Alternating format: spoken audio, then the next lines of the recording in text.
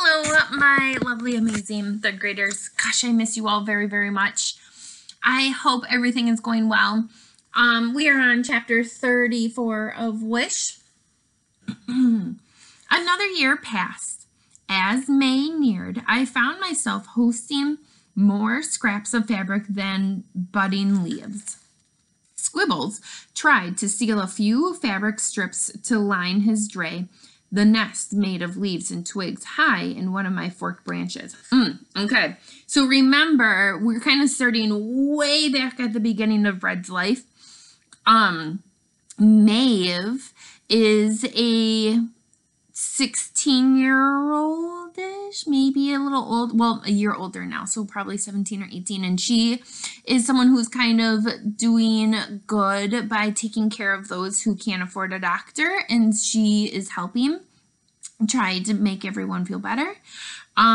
She started this wish tree because it's part of her heritage, her culture, so that makes sense. Squibbles was his friend way back when. Remember, squirrels start with the SQU names.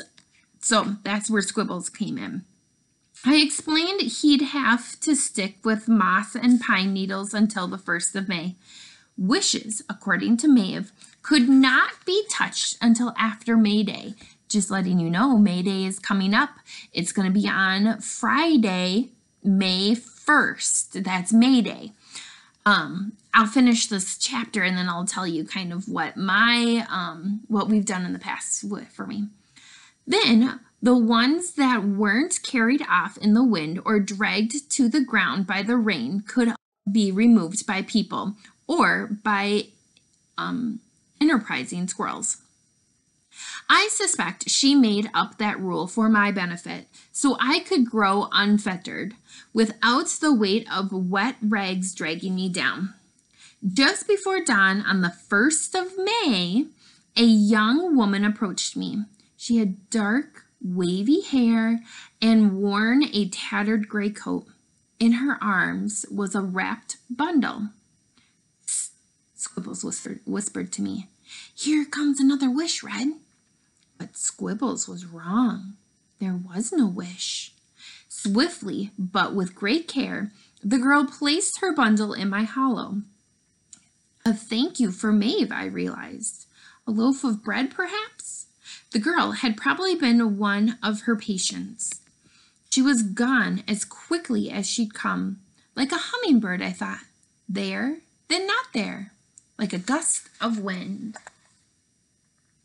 So one thing that I really like to do on May Day is they have May Day baskets, but instead of going to buy ours, I like to make them. You could make them by simply taking a piece of paper and then wrapping it up, and so it ends up being kind of like a cone. I want to make sure that it closes at the end though. There we go. So it could be like a cone like this, so then you can tape it or glue here so it comes together. And then you put candies, you could put wishes in there.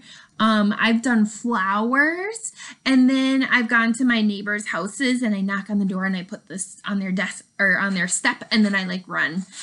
It's just like a nice little gift, a great way to start out a new month, May. Chapter 35. Just a few minutes later, Maeve opened the door of the little brown house. She smiled at me and at the scraps waving in the early morning breeze. And then came the cry. I wonder, what do you guys think might have been dropped off in that hollow? A wail was more like it, coming from me. Not the meek peep of a wren chick, not the shy squeak of a mouse pup. No, this was a cry of a righteous indignation. This was a baby.